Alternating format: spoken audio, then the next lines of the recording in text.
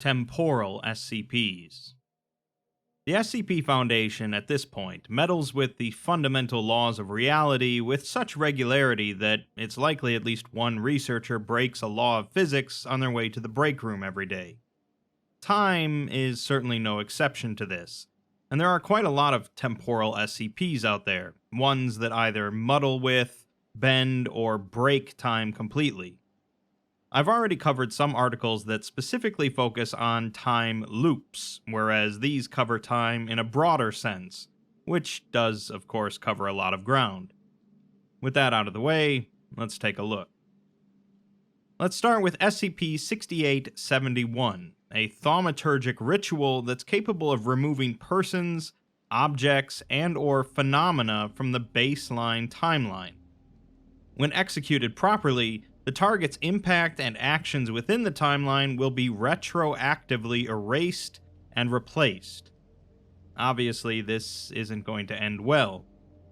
We're given a brief testing log of the ritual, starting with a D-Class, conducting it to remove a dollar bill from existence.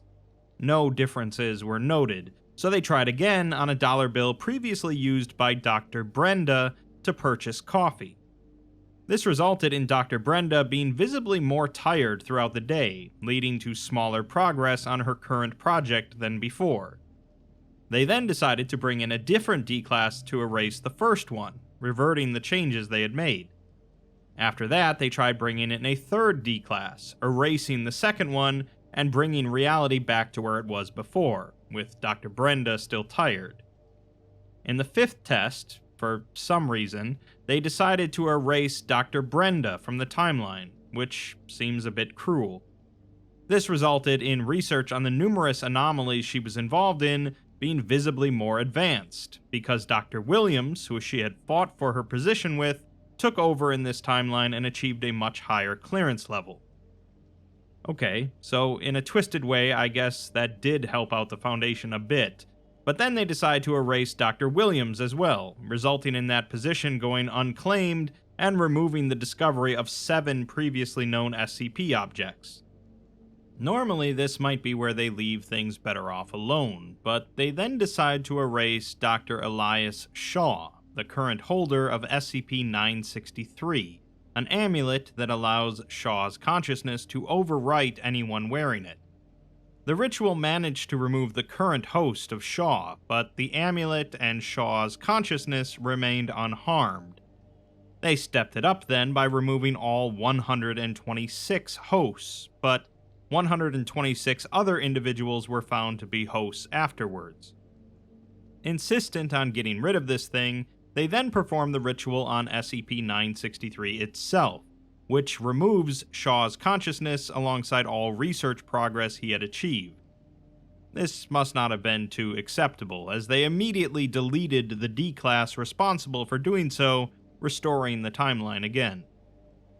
Surprisingly, the administrator of the Foundation then stepped in to perform the ritual on SCP-6871 itself, presumably to prevent any more temporal shenanigans, but he was actually overruled by Delta T, a trans-temporal Foundation agency, to avoid a temporal paradox. With the ritual still intact then, 0512 came in to try to remove a long-standing thorn in the Foundation's side, SCP-682. Despite the ritual's proper execution and the object's initial removal alongside the damage it caused, 682 reappeared in its cell seconds later, calling the attempt pathetic. Undeterred, 0512 then used the ritual to remove the entire race of the Children of the Night, SCP-1000. This resulted in humanity being the dominant species ever since its inception, and human society being advanced beyond recognition. Numerous deific entities and outstandingly advanced technology have been integrated into society. The rest of the Council wasn't happy with this, as 0512 had done those tests on his own, so they used a D-Class to remove him, restoring the timeline. It seems they still recognized the ritual's potential to remove problems, however, and decided to use it to erase MTF Alpha-1, Red Right Hand, in order to remove the Chaos Insurgency. They did so, along with 2% of the Foundation's scientific personnel and 1.5% of other MTF units, who were apparently spies working for the insurgency. The Council then went even a bit madder, deciding to remove the head of the Global Occult Coalition, which resulted in the GOC being erased from the timeline. As a result, the Foundation became the main anomalous organization in the world, currently rivaling a worldwide rebellion led by the Grand Karcist Ayun alongside the Clavagar. Not content with that arrangement, they proceed to use the ritual to remove Ayun, but this resulted in human society regressing back to the Bronze Age. A majority of human progress, alongside the Church of the Broken God and all O5 Council members, disappear from reality. Records indicate that humanity was unable to progress further than said age for more than 3,000 years. Oops. We're then told that this document was found in the Deep Well archives of the ruins of a building marked as Exclusionary Site 01 in Oregon during a coalition raid following civilian reports of unidentified ruins found within the woods. Research indicates that the building is at least 2,000 years old and belongs to a worldwide organization specializing in the containment of anomalous phenomena called the SCP Foundation. No organization by that name or evidence supporting its existence exists. Well, sure seems like the Foundation screwed the pooch on that one. Next we have SCP-1032, a silver alarm clock bearing 26 hands of various sizes and shapes. The movements of these hands do not measure the passage of time, but rather measure the time until the end of an ongoing event or the destruction of an extant entity. White text on the front of each hand, in sizes ranging from barely legible to microscopic, describe the event to be measured by that hand. When one of the hands reaches the 12 o'clock position, several events occur simultaneously, the combination of which is referred to as a midnight event. First, the event or entity currently written on the hand ends or is destroyed. Second, the text on the hand spontaneously changes to describe a new event or entity. And third, the hand's rotational velocity changes. To date, the clock has never been wrong, as every event appearing on its hands has ended precisely at the moment of the corresponding midnight event. It has accurately predicted the deaths of a redacted 5-digit number of individual organisms, the fall of a number of governments, the dissolution of dozens of major agencies and institutions, the death of a language, and the beginning of a redacted event. Since any given hand's speed remains constant at all times except during midnight events, the time to the end of any entity measured by one of the hands can be predicted precisely. We're given a list of all of the hands and their current designations, starting with the smallest hand and going to the largest. The first hand rotates too fast to have a constant measurement, and has only ever been recorded as having the words a thought, a sound, or a sensation. The second hand moves too slowly to measure, and just has the words, the worst thing that will ever happen to anybody written on it. The third hand had the words, my safe classification, written on it, with a predicted end time of June 2nd, 2012. A researcher suggested that since the clock is showing signs of self-awareness, it should be promoted to a Euclid class threat. The proposal was scheduled for review on June 2nd, 2012, at which point it was changed to Euclid class. The text then changed to read, my Euclid classification, with a predicted date of January 9th, 2015. Since the clock has yet to manifest any properties warranting a Keter classification, another researcher suggested that it be demoted to safe. He notes that blindly following this prediction isn't very productive, but if they don't, it might start doing things that force them to make it Keter. The fourth hand has the universe written on it, with the predicted date being expunged from the record. The fifth has a failed infomercial on it, and this hand moves very quickly, cycling 2 to 5 times per day. To date, it has never displayed any other inscription. Sixth has freedom of the press on it, with a predicted date of May 16th, 2073, although it doesn't specify the country or countries whose freedom of the press will end. 7th has humor, ending in 2052, and 8th has the use of the phrase, "you can say that again," ending in 2267. The 9th has hostilities between the nations of Africa, ending on an expunged date, although it's noted that due to the clock predicting violent or disturbing events using apparently harmless phrases, this could mean either peace in Africa or the destruction of the continent. The 10th hand always describes individual human beings, currently being Jason W. Taylor Jr.'s sister's daughter, and these people are usually difficult or impossible to identify and locate. In 2011, however, it predicted the death of a D-class that was assigned to SCP-1032, so he was sealed in an airtight steel chamber with 2 guards, all 3 equipped with self-contained breathing apparatus. Despite this, he expired exactly at the predicted time, with his death being determined to be caused by his oxygen tank being mistakenly filled with pressurized VX nerve gas used to control another SCP. The 11th hand predicts the end of a president's term in office, although most of this has been redacted. The 12th always describes a non-corporate restaurant, currently a burger joint. In 1993, in an attempt to keep a hot dog place from closing as predicted, the Foundation donated an anonymous $10,000 to it to remain open, but the owner renovated the place and renamed it. The 13th hand has the number 2020 on it, with a predicted date of January 1st, 2022, and the researchers were attempting to discern whether or not this would constitute the clock's first failure. I think we can safely file that one away. The 14th hand isn't listed, but the 15th has the words effective containment on it, ending in 2690, apparently the same date that SCP-094, a miniature event horizon, will fully engulf the Earth.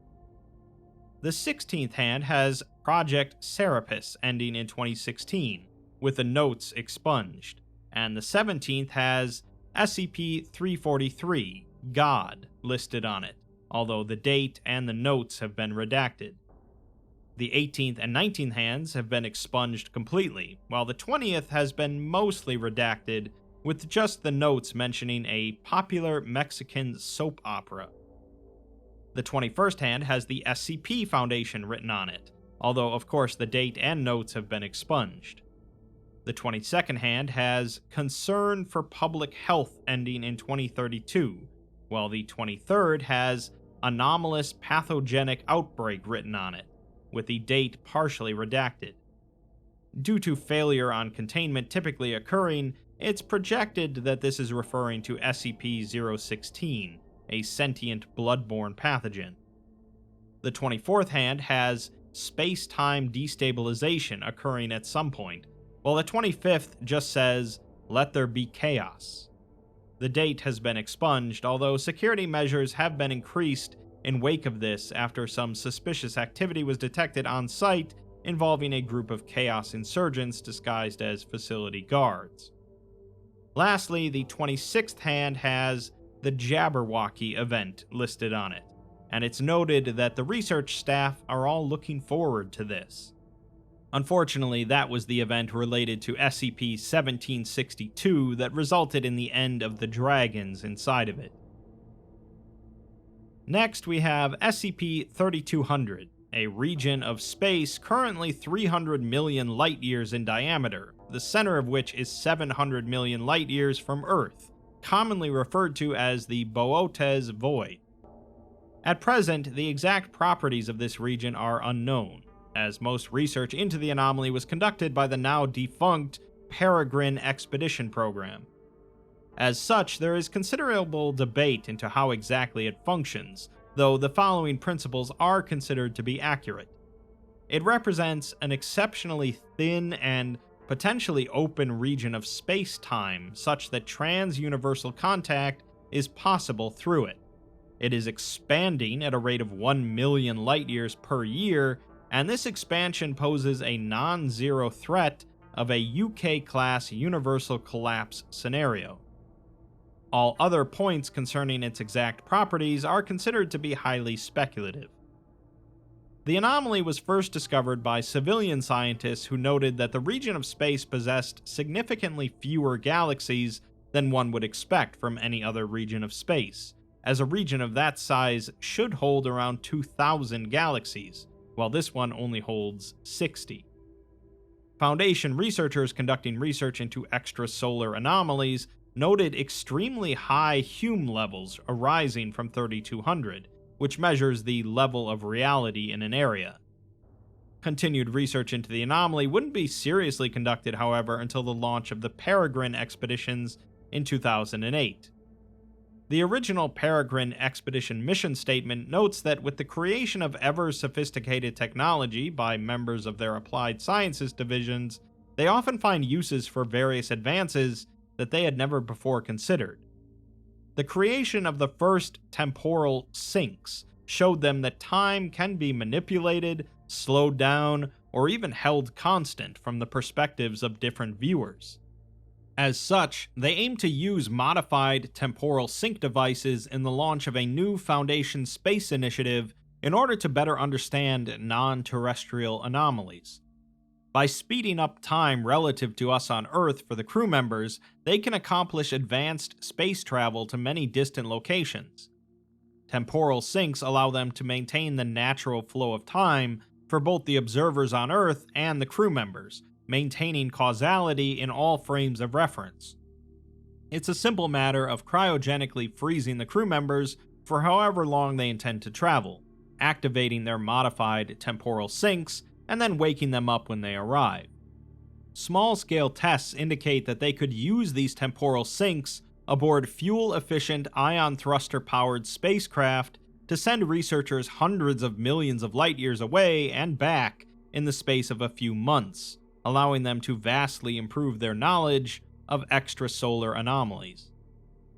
With that highly optimistic message, SCP-3200 was selected as the target of the Peregrine 9 expedition, launched November 29, 2010. A mechanical engineer, astrophysicist, and extrasolar containment specialist were sent, with the mission planning to take 6 years, 4 of which the team would be spending cryogenically frozen. In February of 2016, 9 months before it was scheduled to end, the Foundation recovered a capsule launched by Peregrine 9 consisting of modified segments of the original shuttle. We're given some of the relevant logs and transcripts found inside. The first is a video log taken shortly after they woke up, in which they note that they don't feel anything different despite being inside of the anomaly. When they look out the viewport, however, they see that it's pitch black, with no signs of any stars or galaxies visible. Later, the mechanical engineer/captain sits in front of the camera and reports that they've already hit a snag on day 1. The first thing they tried to do was verify the anomalous Hume levels, but their counters don't seem to be functioning properly here. The Hume levels are fluctuating rapidly, anywhere from almost 0 to absurd numbers in the hundreds. It would be quite the tragedy if they came all the way here with faulty counters. He then looks out the viewport and says that there does seem to be something off about this place, but they'll have to do more research. Another video from around 6 weeks later shows the 3 crew members sitting around a box of some kind. The captain reports that they woke up today and saw this box outside, floating around in the middle of space nowhere. They proceed to open the box, wherein they find a CD, which they put into one of their computers. A video file opens up on the computer, showing the captain sitting in front of the camera. He states his name and says that it's day 35 of the Peregrine 9 mission. There's still no signs of slowing down the anomaly's growth, and they can't get any good data on it either because they still can't get any of their counters working.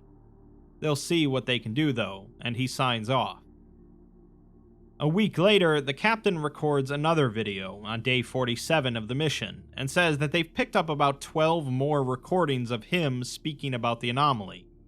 They're still not getting any closer to answers though, as all of these other versions of him seem to know more than he does, since they all reference stopping SCP-3200. Also, the can't counters still don't work. The astrophysicist thinks that they're seeing something from other universes, which would explain where those things are coming from. The specialist, however, believes that something is off about the reality surrounding this anomaly, which would explain the malfunctioning can't counters, but they have no idea why that is either.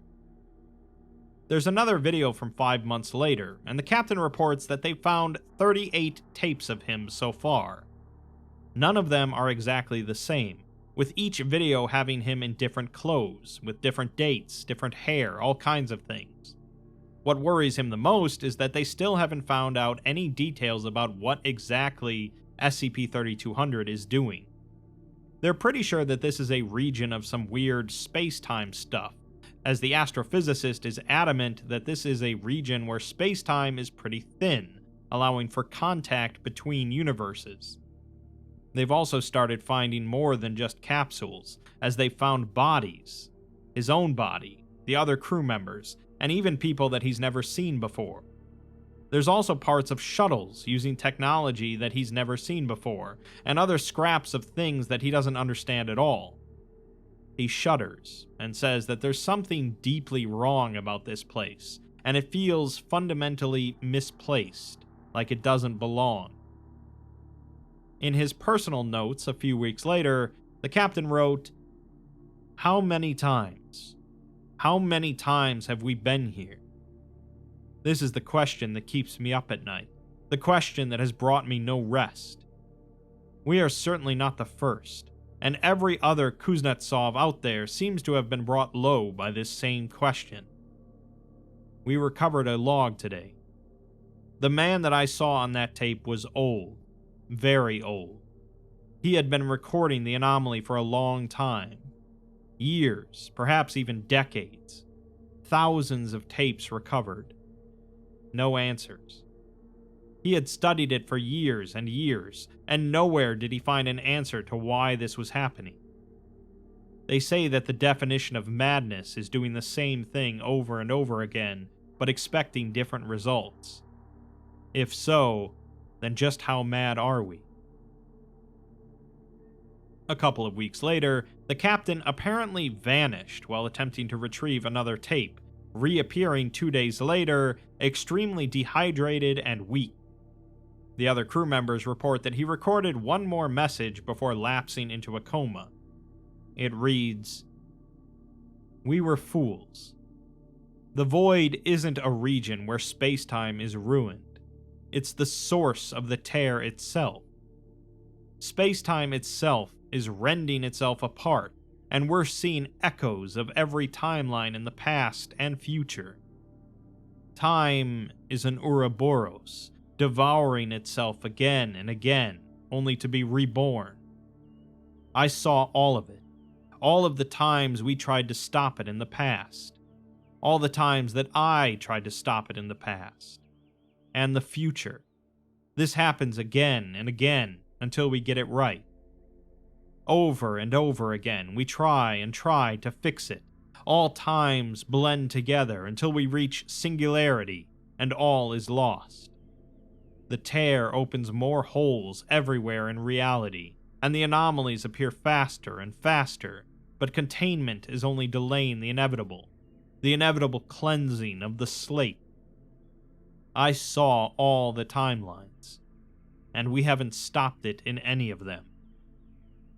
Mater Boyja, we have seen into the abyss, and by God, it hates us." That was the last recorded event in the capsule recovered by the Foundation, and given the passing of the original end date of the mission, the expedition is considered to be lost. So, you have a massive region of empty space that apparently bleeds into other universes, connecting them all, and it's also expanding to eventually wipe out all existence. The Foundation in countless universes has sent a mission to figure out how to stop it and has never come close. It's suggested that the time sink mechanisms they used to make the mission possible could have been what created the anomaly in the first place, as time is an Ouroboros. Yet another reality-ending threat potentially caused by those boneheads at the Foundation. Moving on, we have SCP-1968, a bronze torus of unknown composition around 10 feet across and marked with raised features or glyphs believed to act as control surfaces. It's difficult to photograph or visually inspect the object as it appears to bend light, and mild, fluctuating gravitational effects have also been observed. It has also proved impossible to take a sample of it, and although it's not particularly heavy, studies suggest that neutronium may be present inside of it in vanishingly small quantities, a theoretical substance composed purely of neutrons that would be one of the densest states of matter possible. 1968 demonstrates its anomalous properties when it is handled by a human being, and when moderate force is applied to it, it will begin to deform in unpredictable ways. Its material composition will appear to change, and it will become animated, surrounding the individual in convolutions and undulating increasingly faster. Its primary effect will manifest itself when an unpredictable threshold is met, after which it will return to its original state. At this point, the individual will have had their memories altered, and they will no longer agree with the historical record. Their self-reported history will be at odds with Foundation personnel records, and as a consequence, they will often assume a posture of agitation and paranoia. The more pronounced the deformation of the artifact, the more divergent their memories will be. The object was recovered in late 2001 from a core sample extracted during a petrochemical survey in Greenland. Based on the depth from which it was recovered, along with corroborating paleo-atmospheric readings, it's estimated to be around 31 million years old. Foundation personnel intercepted the radio transmission of its discovery, and owing to its unusual nature and age, moved to secure the artifact. Class B amnestics were administered to the personnel in Greenland, along with those individuals at the governing authority in Denmark who had been made aware of its discovery. Once on site, it was discovered that one of the engineers had been placed in a psychiatric hold after violently assaulting a colleague. It's presumed that they had handled the artifact.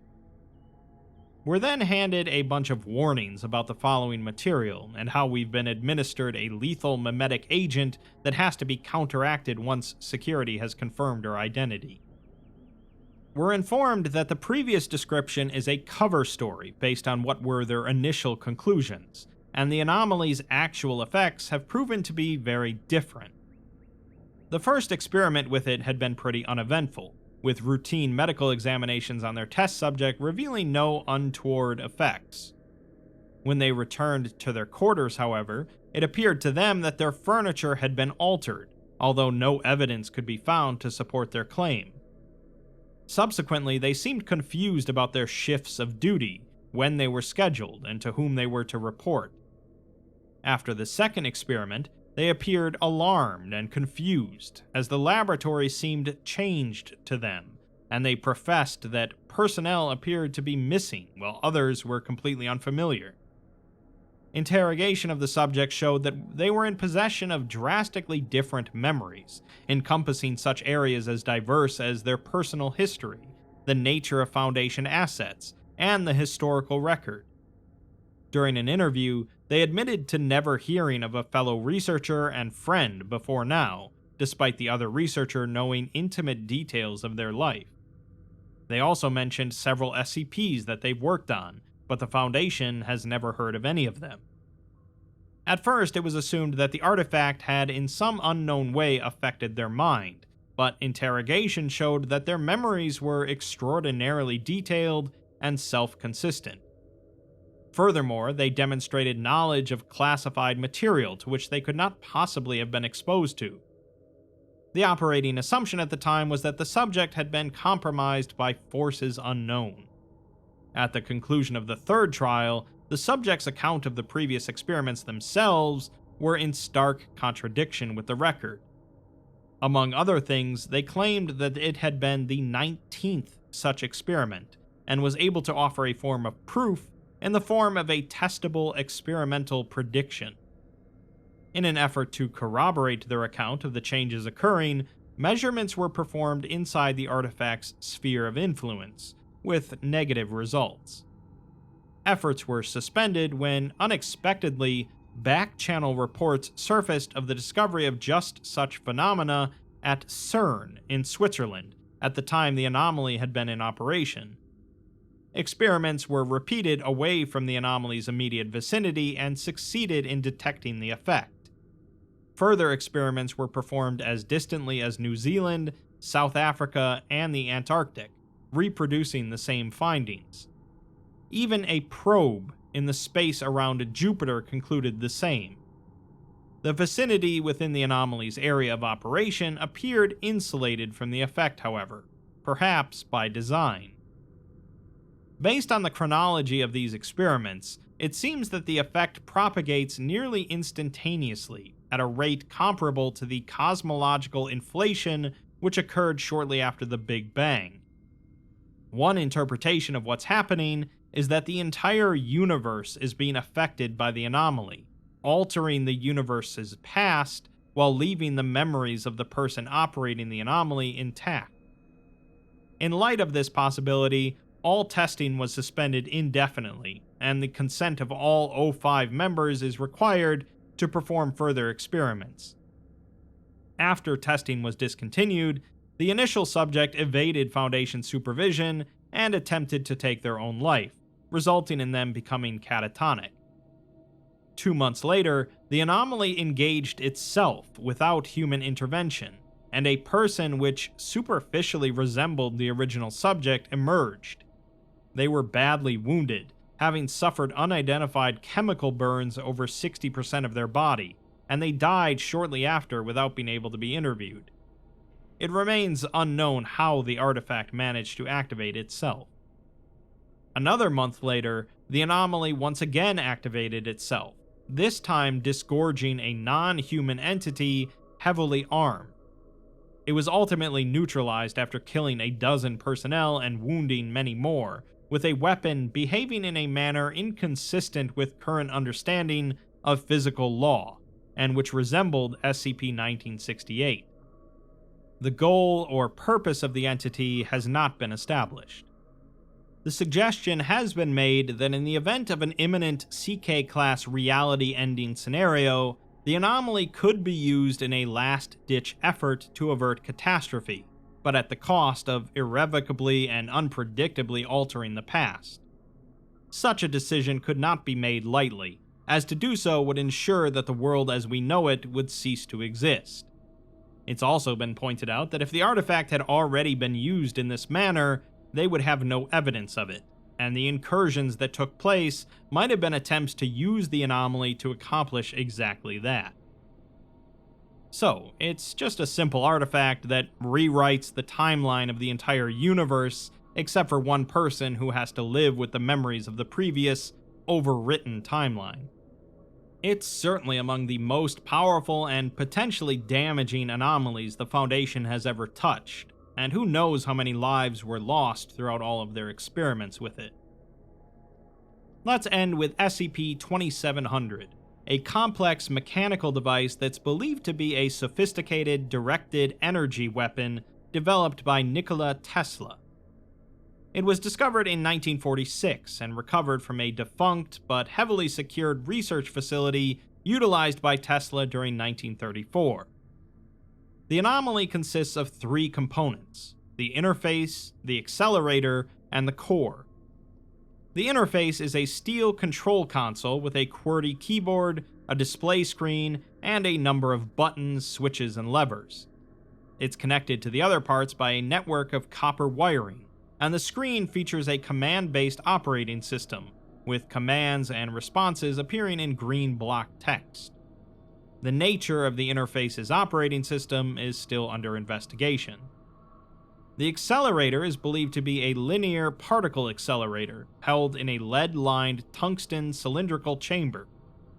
The device contains all the components that would be required for a contemporary particle accelerator, though it is significantly smaller than a device of this design would require. Lastly, the core is a lead-lined tungsten assembly containing an apparatus of currently unclear function. It consists of a spherical frame constructed of an unidentified substance, suspended within a transparent sphere, the composition of which also remains unidentified. According to Tesla's notes, the space within this sphere is held in a perpetual vacuum state, and present within the frame is a continuous current of plasma, generated and perpetuated by unknown means. Available information suggests that particles produced in the core would then be introduced into the accelerator and accelerated as expected for such a device. Energetic particles would then be propelled from the terminus of the accelerator towards the intended target. How the device is powered and the exact nature of the particles produced by the core remained unclear. We're given a notice informing us that the next section is only for personnel of clearance level 4 or higher, and informed that, much like the last article, the above description has been falsified. SCP-2700 is a device originally constructed by Nikola Tesla with the purpose of producing a directed energy weapon. Investigation of the anomaly while in Foundation custody, however, has proven that it possesses a function distinct from and significantly more dangerous than its original designs. The interface and the accelerator are as they were described earlier, but the core isn't. The luminescent anomaly located in its center is not plasma, but rather a discrete energy phenomena now designated SCP-2700 Omega. Omega behaves inversely with regards to entropy, meaning that while the universe always moves towards higher entropy and more disorder, Omega does the opposite, entirely breaking the second law of thermodynamics. Due to this, the effective flow of time within this region is also reversed. Presently, the unidentified materials surrounding Omega are immune to its effects, and this appears to be the only factor preventing a breach of the phenomenon. If it were to escape the interior of the core, an inexorable chain reaction would occur, converting the rest of the universe to this inverted entropic state. The eventuality of this scenario would be a YK-class entropic annihilation event, resulting in the reduction of the entire universe to an infinitely energetic singularity, or basically, an inverted Big Bang. As indicated by the interface, the device is currently armed and set to activate in 2234, exactly 300 years after its initial arming. As this would inherently trigger a breach of Omega, current containment protocols must be completed prior to the set date to avert a YK-class event. We're then left with an excerpt from Tesla's personal log, which reads, "It stands before me, complete and inescapably counting down toward the nexus of my oversights and failures. Only 1 month ago, I was approached by a man I had never seen before. He was the most content person I had ever seen. His eyes felt like a window into serenity. He said he was looking for the most curious mind in the world, and I was it. Apparently, I wasn't hard to distinguish from the billions of other minds on the planet, not that that surprises me. Somehow I knew immediately that he wasn't from here, and I felt self-conscious about this world, my world. It felt humiliating to me.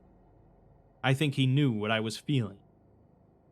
During those brief windows when I was not isolated in my work, I would glimpse the events unfolding elsewhere. I never cared for what I saw.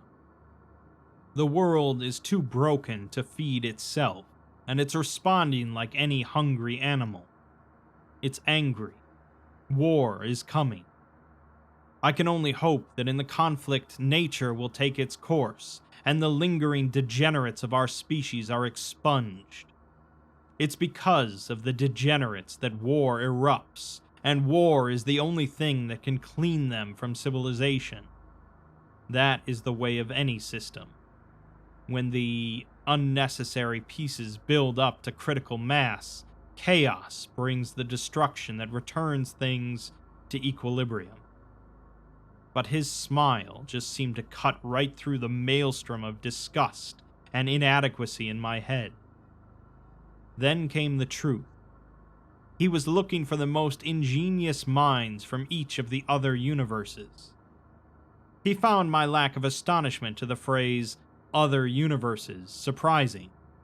I asked how many there were, and he said he did not know. In addition to his own and mind, they had only found 5 others that were coherent and could support life. If anything, I was astonished that there were only 7 found. He laughed at that, said I seemed promising to him. I asked him what he wanted me for. To unlock science's final secret. We prepared for departure over the next 24 hours. I asked the traveler if I could take my project with me and have his people look at it, to which he replied that it would be no problem. The teleforce had hit substantial roadblocks. I had no way to develop a power source sufficient for it. I didn't tell him what it was. I just said it was just an accelerator, not a weapon. I didn't want him second-guessing my motivations. I thought that if I could complete it in his universe, I could bring it back and take care of the equilibrium problem myself. We left in the early morning. I admit, while the prospect of another universe didn't shock me considerably, the premise of actually traveling there was intriguing. The traveler grabbed my arm and adjusted something attached to his wrist. It resembled a simple watch, but I couldn't get a good look at it. There was an intense flash, and everything went black. For an instant, I thought I'd been blinded. Then I felt the terrifying free fall, tumbling through infinite darkness at unfathomable speed. I'd never been more frightened in all my life. Even so, I experienced wonder and anticipation such that I had never known. Then, in an instant, it all stopped. I opened my eyes and saw... Words fail to do it justice. More accurately, our words fail to do it justice. Just as I cannot write the traveler's true name in these letters and be satisfied with it, I cannot describe the transcendent beauty of his homeworld. It was a world with a pulse, a life that I could palpate, and at that point I felt the enormity of my world's hollow and primitive nature collapse upon me. I cried, not at his world's beauty, but at my world's sheer inferiority. I'm relieved that he never realized the real reason behind those tears. I was brought to a city. Again, I'm using the word city as nothing more than the most appropriate analog. There, the traveler introduced me to his family and to many of his people. That feeling of contentment that he gave me during our first encounter now surrounded me on all sides. My sense of shame only deepened. This world wasn't just better, it was the closest thing to perfection that I could possibly imagine. They weren't pointlessly cheery, but they would not tolerate any of the idiotic and trivial nonsense that people fret over here. Then I met the others, one from each universe, as the traveler explained to me, him being the representative of his own universe. I will not go into details on their appearances. This is irrelevant and ephemeral information that reveals nothing of their vast intellect and ingenuity. I spent at least a day simply talking with them. I kept my pocket watch with me during my visit. It was the only thing that kept record of Earth's time while I was there. They have their own form of time, of course, but it was more practical for me to keep using ours. I vastly enjoyed the time I spent conversing with them. We spoke of things I would never dare reference as science here, but they thought of it as no more strange than gravity itself. The traveler told everyone what the great project he had assembled us for was. We were to build a perpetual energy generator. Not only did this instill in me appropriately infinite fascination, but I identified that this was just what the Teleforce needed. Naturally, I volunteered my device to them to be the test subject for the generator once it was finished, just to see if it worked. To my delight, they accepted this proposal and we got to work. Over the course of a few short weeks, we compiled our data, and at last it was I that found the solution. The properties of two specific substances, each from a different universe, when in interaction should produce the reaction that would catalyze infinite energy. Both samples had been taken from universes that were inhospitable to our form of life. Their subatomic nature was not only at odds with the realm in which I was residing, but with each other. It was only by virtue of a causal membrane the others provided me with that the samples could remain in existence here. I was certain that this paradoxical interaction was the key. I pored over the notes for nights, trying to finalize the designs. It was at that time that one of the others came to me, offering his help. The Watcher is what I like to call him. That is what he did. He watched me all the time. I don't know why, and he claimed I was just interesting. Certainly disconcerting, but I can admit to having the same feeling myself often. He peered over my notes and pointed out something I had missed, a simple error I had overlooked. With that, my calculations were complete, and we were ready to begin the test. I was ecstatic. The day came, and the Traveler and I loaded the core into the Teleforce for our initial test. At first, everything was going as we had foreseen, but when we inspected it 1 hour later, one of the others noticed something unusual. The amount of energy inside the core seemed to be diminishing, which didn't make any sense at all. Then the horrific realization came. It wasn't diminishing. The energy was converging upon itself infinitely. The core was reversing the flow of entropy. None of the others failed to see the critical danger of this predicament. If we could not neutralize the reaction, it could disrupt the flow of entropy for the entire universe. It would reverse time to the birth of existence. Hastily, I accessed the console of the Teleforce and saw that someone had set it to activate in 300 years. I tried to disable it, but I could not. The system would not recognize my commands, which can only mean that someone sabotaged the console. Then it clicked in my head with absolute certainty. I spun to face the Watcher and declared him the culprit of the situation. He gave a smile that seemed to contain more malice than any one being should be capable of. He denied nothing and went further.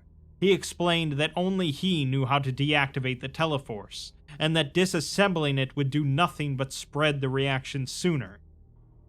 He leered at me in that way he always had, and I cursed myself for not figuring him out sooner. Some greatest mind I was. Then he said it. What right did I have to hold him with contempt when I too came here to complete a weapon?